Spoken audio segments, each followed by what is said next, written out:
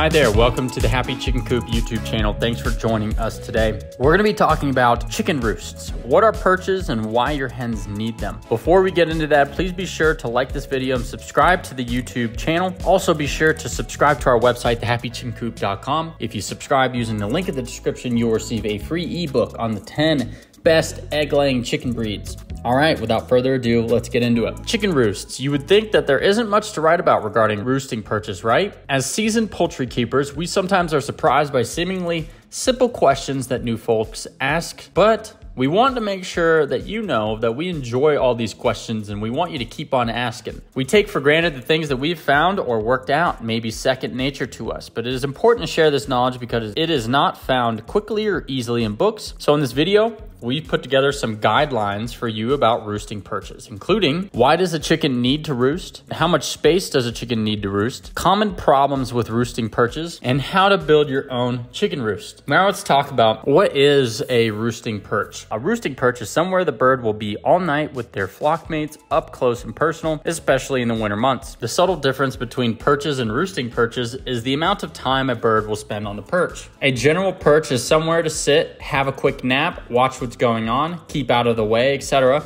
Examples would be the top of the gate of a fence or a barn rail or similar. So how high do chicken roosts need to be? Roosting perches should be around 1.5 to 3 feet high depending on your flock. I like to put a small lower perch in also for the old ladies so they don't have to jump down too far. An important consideration for arthritic hens. Bantams and smaller birds enjoy high roosts, so you can put roosts further up for them as long as they have enough room to fly up to them. Some folks will put the roosts up really high, like 4 or 5 feet in their coops. As long as you can clean them and the birds use them, it's okay. Leg and foot injuries can be common if your perches are too high for your birds. Let me give you an example. A large, heavy fowl such as the Orpington is much more likely to get leg injuries from jumping down because of her weight. So think about lower roosting bars for heavier or larger fowl like Jersey Giants or Orpingtons. Unlike most wild birds and smaller caged birds, hens sleep with their feet flat. They do not grip the perch, but rest their feet solidly on the perch, so 2 to 4 inches is generally a good size for most chickens. This also helps to prevent frostbitten toes in the coldest days of winter. If you keep only bantams, a roosting perch can be reduced to around 1 inch wide if you want to, and a mixture of perch sizes, if you have a mixed flock, is not a bad idea either. Each hen will require between 8 to 10 inches of space on the perch. In winter, you will find them all jam-packed together for warmth, but in the summer, they like to spread out a bit to get some cooler air on their bodies. It's recommended to place your roosts higher than the nest boxes. Otherwise, you may have hens seeking out the nest box instead. While sleeping in the nest box is not a huge problem as far as the birds go, it is more work for you. You will have to muck out the box every morning. Believe me when I say this, it will get old really fast. Now let's talk about the common problems with chicken roost perches. When the chicken roosts at night, it will settle down with its keel bone resting on the perch between its feet, so pressure from the bird's weight is concentrated in these 3 small areas, both feet and the keel. As you can see, a sharp, bumpy perch can cause problems in those areas. Foot problems are generally labeled pododermatitis, meaning irritation or infection of the foot, specifically the sole. Bumblefoot is a form where this is a break in the skin or a foreign body in the foot setting up for infection. This will cause the bird to be less mobile, resulting in pain and possibly being life-threatening if left without treatment. The keel or breastbone can suffer from a pressure sore or a break in the skin from rubbing against the uneven perch, leading to infection. Chickens can also break it from awkward landings on the perch. Keel fractures usually result in decreased egg laying since the calcium is being diverted to bone to repair. Now let's talk about chicken roosts, perches, and the pecking order. Roosting perches are an important part of the pecking order as well. Hens higher up in the pecking order will get the higher spots in the roosting perches. The top hens will be in the middle of the line with subordinates on the outside. The 2 end hens will sleep with one eye open, literally. They are the lookouts for danger. They will turn around periodically to rest on the other side of their brain. Subordinate hens will also get the lower or less desirable perches for the night. Hens should actually roost rather than pile on the floor. The hen house floor is not particularly sanitary, and any little critters such as mice can nibble at chickens' toes. Lice Mites and other ectoparasites also live on the floor litter by day and come out to seek food at night. If your chickens sleep on the floor, it makes for an easy target. However, some breeds that will not perch, such as silkies and occasionally an individual hen, will decide that no way is she going to use the roost and will camp out on the floor. You can encourage roosting by gently putting them on the roost before closing the coop door. Sometimes this will be a test of willpower between the hen and you. Oftentimes, the hen wins. Now let's talk about how to build a chicken roost. Your imagination only limits the variety, shape, and type of wooden perches. Most folks who build their own coops and their perches tend to use a non-treated 2x4 inch piece of wood placed with the wide side on top. Using it in this manner gives the bird a large area to perch on, and in colder weather they sit down over their feet, thus avoiding frostbite. Another type of perch is the ladder. You can literally use an old wooden ladder or make your own. If you're using an old ladder, make sure the rungs are smooth. If there are any rough areas, smooth them off with some sandpaper until they feel smooth. Why?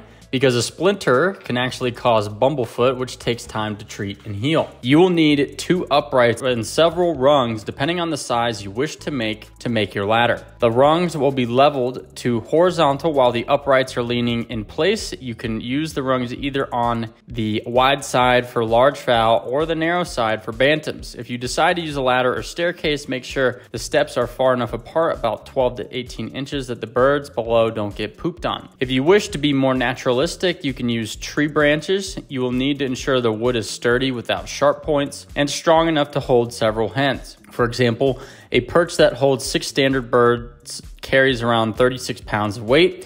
As you can see already, the roosting perches need to be sturdy. Now let's go through some unsuitable materials. These are ones that you would not use for a perch. Metal has been used, but it is limited by a couple of things. The first being temperature. In winter, it gets so cold that birds' feet can literally stick to it, and in summer can get hot enough to cause discomfort. The second thing is that it is smooth and can be difficult for a bird to hang on to, especially if it is round. Plastic is quite frequently used in some of the cheaper store-bought coops. Do yourself and your birds a favor and rip it out if you can. Replace it with wooden bars. Plastic can warp if it gets too hot and can actually shatter if it gets too cold. Chickens can eat plastic shards or they can walk on them. Neither is desirable. Also, the birds cannot grip the smooth plastic very well. The most suitable material would be wood. Wood is probably the best material. It's durable and you can make them to your own specifications, and you can use what might be lying around the house or yard. What type of wood should you use? If you buy your timber, it will need to be untreated wood.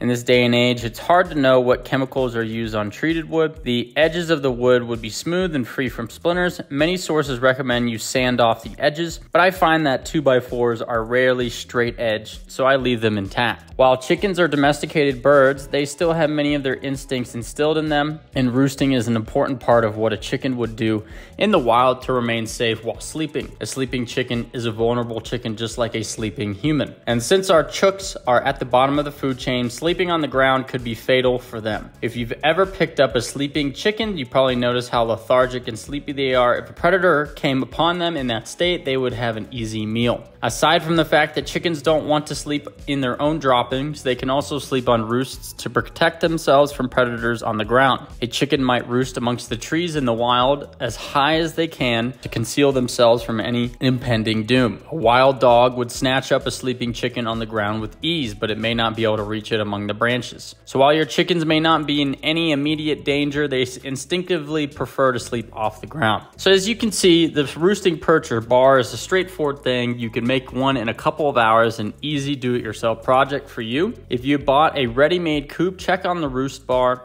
If it is not to your liking, you can usually replace the original fairly easy with basic tools. You should be aware that mites love nooks and crannies, so either make the perches tight fitting or removable.